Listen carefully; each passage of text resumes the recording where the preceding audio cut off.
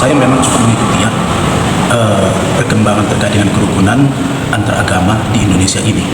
Nah, sekarang ini jika dibandingkan dengan situasi mungkin antara 2010 ke 2020, ya kan, situasi ini sekarang lebih baik. Walaupun sebetulnya masih cukup banyak terjadi tindakan-tindakan intoleran di antara sesama warga bangsa Indonesia ini. Penutupan rumah ibadah dan seterusnya. Bukan hanya yang Katolik, bukan hanya yang Kristen begitu ya, tetapi juga agama yang lain. Nah, kondisi ini tentu sesuatu yang patut disayangkan dan kita tidak ingin. Karena apa? Konstitusi negara kita menjamin warganya untuk menghayati ataupun menjalankan keyakinan maupun agamanya sendiri, kan begitu. Maka kalau dinilai misalnya sudah nilai berapa, saya berani katakan kalau saya berikan itu ya paling 65. Mengapa saya beri nilai 65? Karena negara kita itu adalah negara hukum dan konstitusi menjamin kebebasan beragama itu. Tetapi justru ini tidak tersosialisasi dengan baik dan warga banyak yang tidak mengerti ini, kan begitu. Nah, jadi artinya saya beri 65 karena apa? Karena negara kita berdasarkan hukum, konstitusi menjamin itu, tetapi masih banyak terjadi intoleransi. Walaupun secara umum kita lihat situasinya menjadi lebih baik, kan begitu. Itu masih terkait dengan soal beragama ya. Mungkin dalam aspek lain mungkin juga masih ada. Begitu saya bisa jawab dulu pertanyaan nomor 1 ini. Secara umum kita lihat sebenarnya ya cukup baik ya. Saya menilainya cukup baik walaupun tidak skala sempurna ya, karena di beberapa tempat ada kita lihat sedikit gejolak ya, ada mungkin sebagian kena persekusi ya. Tetapi secara umumnya kita boleh bersyukur di Indonesia kerukunan umat beragama itu cukup baik ya. Kalau dikatakan dalam skala nilai ya, saya menilainya ya, kalau misalnya kita di perguruan tinggi misalnya ya kan, ada skala A ya gitu ya, skala B gitu ya. Ini nilainya ya antara sekitar 70-an sampai 84 lah, kira-kira gitu ya. Belum gitu A ya, karena di sana sini memang masih ada kekurangan yang harus diperbaiki ya. Kalau pendapat saya tentang kerukunan itu dengan skala masih 60 sampai 75%. Kenapa? Karena kerukunan toleransi masih kurang di antar umat agama Kristen dan agama yang lain. Jadi masih di sesuatu harus mempunyai suatu wadah untuk mempererat kerukunan umat beragama di Indonesia, supaya kerukunan itu menjadi satu hal yang baik untuk melakukan suatu toleransi yang cukup erat berbagai agama yang ada di Indonesia. Baik, dalam gereja Katolik kebetulan ada dokumen Konsili Vatikan kedua yang namanya Nostra Aetate. Nostra Aetate itu deklarasi tentang hubungan gereja dengan agama-agama non-Kristen. Nah, jadi dalam dokumen Nostra Aetate itu disebutkan bahwa gereja Katolik itu sangat menghormati agama yang lain, artinya menghormati perbedaan, dan gereja Katolik selalu mendukung dialog antar agama, antar umat beragama. Nah, gereja Katolik juga menolak diskriminasi dan kekerasan. Nah, dan dalam dokumen itu juga gereja Katolik sangat mengharapkan kerjasama antar umat beragama demi kebaikan bersama. Jadi gereja Katolik itu sangat menghargai perbedaan, tapi sekaligus juga tetap berjuang untuk memperkenalkan iman akan Kristus. Jadi walaupun menghargai perbedaan, tetap iman akan Kristus itu gereja Katolik wartakan ke seluruh dunia, seperti itu. Kalau di agama Kristen harus saling mengasihi, saling bertoleransi, dan saling mempererat hubungan antar umat agama. Dan di kekristenan bahwa kasih itu sangat penting untuk menjalin suatu hubungan bagi agama yang lain, supaya membawa dampak apa yang sudah disampaikan oleh narasumber kita itu Yesus Kristus, membawa dampak yang baik untuk sesama agama kepada umat manusia. Kalau masyarakat heterogen memang ya kita juga ya bahkan kepada orang-orang yang kita ajarkan harus memang menjaga sikap saling menghormati, ya kan, menghargai ya. Nah, kita ejawantahkan ya cara cakap kita, cara omong kita ya, menghargai dimanapun sebenarnya ya, di lingkungan tempat kita bekerja, di tempat kita tinggal, ya kan, tempat kita berusaha. Nah, itu caranya sebenarnya ya, menghormati, menghargai ya, bukan hanya dengan perkataan ya, tetapi juga dengan perbuatan. Agar menjawabnya dengan sudut pandang ajaran agama Katolik ya, sesuai dengan dokumen Nostra Aetate tadi, bahwa perlu diutamakan dialog dalam setiap pertemuan ya. Artinya memang ada ungkapan agamaku, agamamu begitu. Jadi dalam pernyataan ini sebenarnya ada sikap ini ya. Artinya kita punya batasan masing-masing begitu. Jadi kita tetap menghargai yang lain, tapi jangan kita jadi seperti menggurui atau memaksakan keyakinan kita ke orang lain seperti itu. Lalu mendengarkan dengan penuh hormat pengalaman spiritualitas orang dari agamanya masing-masing seperti itu. Lalu kemudian menggunakan forum diskusi atau pertemuan antar umat beragama untuk saling mengenal.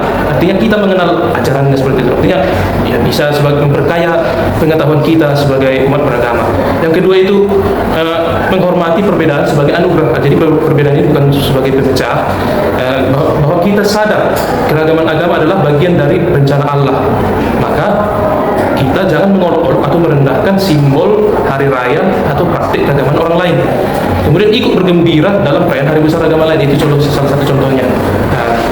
Kemudian menjalin kerjasama dalam bidang sosial. Jadi dalam hubungan kita antar umat beragama itu kan selalu dilihat dari hubungan sosial, bersosialisasi. Jadi dalam rangka kerjasama sosial itu kita bersatu dalam aksi kemanusiaan, artinya sama-sama memperjuangkan kemanusiaan, membantu korban bencana alam misalnya, atau membersihkan lingkungan secara bersama-sama, secara gotong royong. Kemudian menghindari eksklusivisme, maksudnya hanya bergaul dengan satu kelompok agama, artinya hanya bergaul dengan orang-orang yang seagama aja kayak gitu. Kemudian melibatkan tokoh agama setempat dalam kegiatan sosial, jadi artinya tetap dalam pengawasan, dalam bimbingan tokoh-tokoh agama masing-masing seperti itu, supaya tetap dalam situasi yang kondusif. Kemudian yang perlu kita lakukan itu menolak penyebaran kebencian dan hoax. Ini yang kerap terjadi di negara kita ini, ujaran-ujaran kebencian dan hoax, dan itu memicu juga reaksi-reaksi negatif dari orang lain sehingga menyebarkan kebencian itu sendiri. Jadi perlu mengembangkan sikap tidak menyebarkan stereotip negatif tentang agama tertentu. Misalnya agama tertentu kita anggap sebagai agama yang bagaimana seperti itu kan. Lalu melaporkan ujaran kebencian. Ini kita artinya walaupun kita toleran tapi bukan berarti membiarkan. Ketika kita bersikap toleran, kita tidak boleh membiarkan ada aksi-aksi yang intoleran terjadi. Kemudian menggunakan media sosial dengan bijaksana. Ini juga karena seringkali hoax itu terjadi melalui media sosial, jadi perlu digunakan media sosial dengan bijaksana. Kemudian itulah membangun budaya toleransi sejak dini. Memang perlu diajarkan anak-anak kita itu anak-anak kecil, mulai dari kecil untuk menghormati teman yang berbeda agama, tidak mengajarkan kebencian. Kemudian di sekolah dan di keluarga perlu ada pendidikan toleransi. Lalu kita harus bersikap tegas terhadap ketidakadilan, tetapi tetap dalam sikap mengasihi. Tegas kita terhadap ketidakadilan, tapi tetap mengasihi. Jadi itu menurut saya. Bagaimana bisa kita menghargai atau hidup rukun? Kembali kepada sikap atau pandangan kita terhadap orang lain. Jadi pertama untuk kita capai tujuan itu, misalnya harus kita saling menghargai atau saling mengerti. Misalnya ada gereja satu dan gereja kedua di pendekatan dekatnya, masing-masing ada iman mereka sendiri dengan cara persembahan atau cara penyembahan mereka sendiri dengan musik, dengan suara atau apapun. Jadi sebenarnya kalau kita mau capai kerukunan itu harus kita mengerti mereka sampai ini ada waktu perlu meditasi, waktu perlu hening. Sedangkan kita tidak wajib harus kita bersuara pada saat itu. Jadi dengan itu kita bisa kita kasih kesempatan atau waktu sehingga gereja itu dapat bisa melakukan penyembahan mereka, dan sebaliknya sampai pilihan kita juga dihargai itu. Atau misalnya yang paling jelas saya kira adalah dalam keluarga yang beda agama, ketika suami dan istri beda agama, bagaimana seorang suami menghargai iman istrinya dan sebaliknya. Saya kenal satu keluarga, suaminya orang muda dan keluarganya memang orang Buddha, sedangkan istrinya orang Katolik. Lalu waktu mereka membangun rumah baru, mereka undang dulunya. Pertama ada pastor datang untuk pembekatan rumah, dan juga ada kita bisa dibilang adalah apa ya, dari negara itu datang juga untuk mendoakan, dan ada ritusnya sendiri. Tapi saya lihat setiap kali istrinya kumpul dengan orang pastor, dengan father atau dengan umat lain, suami tidak nyaman saja, dia terima juga di rumah mereka, tidak ada kata-kata apapun. Jadi saya kira itu juga sikap yang kita perlu kita perhatikan atau membangun dalam diri kita sendiri sehingga kita capai tujuan dan kerukunan itu. Ketika kita sungguh-sungguh menghargai iman, kepercayaan seseorang, dan itu tidak pengaruh dengan nilai dia sendiri atau bagaimana kita menghargai, mencintainya. Itu saya kira dengan cara itu bisa kita menciptakan kerukunan. Pertama itulah aku harus bertobat, mengubah mindset yang bagaimana, ya kan? Orang-orang yang berbeda keyakinan dengan atau berbeda agama dengan aku, pandang sebagai saudaraku. Karena begitu, siapakah? Karena apa? Karena aku itu adalah manusia. Aku adalah manusia sosial. Aku membutuhkan kehadiran yang lain, yang dari segi yang itu merupakan kenyataan, dari segi agama, dari segi latar belakang, dari segi pendidikan dan seterusnya itu berbeda-beda, ya kan? Dari segi kepemilikan serta kekayaan di dunia ini berbeda-beda kan? Ada yang mungkin penghasilannya 100 juta per bulan, ada yang 1 miliar per bulan, ada yang hanya 5 juta per bulan dan seterusnya. Mereka itulah saudaraku. Yang memiliki perbedaan keyakinan dan agama denganku juga kemandang sebagai saudaraku. Jadi artinya apa? Aku harus menanamkan itu di dalam diriku. Aku membutuhkan mereka demi apa? Supaya aku semakin manusia. Ya kan? Artinya aku harus membangun relasi dengan mereka supaya terjadi kedamaian di dalam hidupku. Kalau aku misalnya karena di sana penghasilan 100 juta aku musuhi, itu kan mendatangkan kesedihan, kesengsaraan untukku. Ya kan? Kalau misalnya mereka yang berbeda agama dengan aku pandang sebagai itu musuhku, kan salah. Itu artinya aku menciptakan pertentangan, aku menciptakan konflik dengan yang lain dari diriku sendiri. Kan begitu kan? Aku memandang yang lain itu jelek. Jadi di sini perlu pertobatan. Yang kedua adalah menciptakan keadilan di tengah-tengah warga dunia ini. Nah, keadilan itu artinya apa? Aku memberikan apa yang menjadi hak orang lain. Pasti dalam banyak hal ada perbedaan selalu. Sama seperti tadi kan, ada orang yang ladangnya mungkin 100 hektar. Ada perusahaan yang ladangnya barangkali 1 juta hektar. Ada yang ladangnya hanya 1,5 hektar. Atau bahkan hanya mungkin 5 rantai atau berapa lah, atau mungkin 1-2 rantai ya kan. Jadi yang namanya menegakkan keadilan di sini kita perlu berbagi, itulah solidaritas. Ya kan? Jadi artinya mereka yang mempunyai kekayaan berbagi dengan yang kurang. Kan begitu. Jadi mereka yang sehat menjadi penolong bagi yang lemah, yang sakit. Ini bisa dikembangkan. Nah, artinya apa? Mewujudkan keadilan. Kita berada di dunia ini bukan supaya saling menindas, tetapi supaya saling melengkapi satu sama lain, bekerja sama untuk apa? Menciptakan kesejahteraan bersama. Bukan hanya kelompok tertentu, bukan hanya negara tertentu, bukan hanya perusahaan tertentu yang sejahtera, yang lain menderita, yang lain sengsara. Tidak ada gunanya. Kan begitu. Kalau misalnya di sana mereka satu negara, okelah, mereka tanda petik ya kan bebas dari virus tertentu, yang lain kena virus, pasti juga nanti mereka akan apa? Kena virus, ya kan? Dan itu tidak bisa dielakkan. Karena apa? Karena kita berada di bumi yang sama. Maka di sini harus dikedepankan itulah semangat bersama. Oke, dalam rangka semangat bersama itu maka dikedepankan solidaritas. Nah, di sini kenapa yang harus dilakukan oleh pemerintah sebagai pemilik wewenang atau kuasa dalam hal ini ya kan? Maka saya kira menegakkan aturan. Konstitusi yang sudah kita sepakati itu di negeri ini itu harus disosialisasikan dan dijamin pelaksanaannya. Bukan hanya tertulis di situ aja. Lalu kalau ada yang melakukan intoleransi dibiarkan. Kan begitu? Satu. Kemudian apa? Tegakkan keadilan. Memang kita mempunyai hukum yang sama. Misalnya soal mendirikan rumah ibadah.